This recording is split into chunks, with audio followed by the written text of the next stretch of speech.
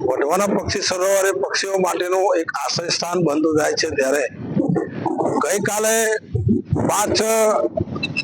જૂનના દિવસે જે વિશ્વ પર્યાવરણ દિવસ ઉજવવામાં આવે ત્યારે સરકારે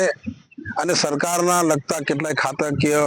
સંસ્થાઓ દ્વારા વૃક્ષારોપણ કરી અને સંસ્કૃતિ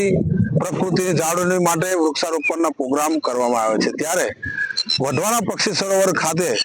વૃક્ષોનું સદંતર માટે નિકંદન કરવામાં આવ્યું છે। જે લોકોએ આ વૃક્ષો આપ જોઈ રહ્યા છો તસવીરમાં એ વૃક્ષો કાપવામાં આવ્યા છે એ લોકોને અમારા પ્રકૃતિ પ્રેમી તરફથી એક માંગ છે કે આ લોકોને કડકમાં કડક સજા થવી જોઈએ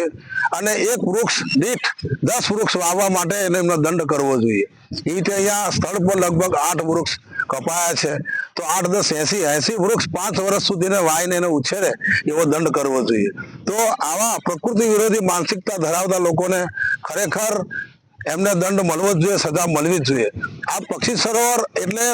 પક્ષીઓ માટે ખરું, પશુઓ માટે, બધા માટે આશ્રય સ્થાન છે અને વૃક્ષો વાવી અને જતન કરવું એ કેટલું કપરું ચઢાણ છે। આજે પ્રકૃતિની અંદર જોવા જઈએ તો કેટલે આપણે ગ્લોબલ વોર્મિંગ ને એના કારણે વાતાવરણ કે ગરમી કે ઉપર નીચે થયા કરે છે ત્યારે અસહ્ય ગરમીના કારણે પબ્લિક ત્રાહિમામ પોકારી રહી છે ત્યારે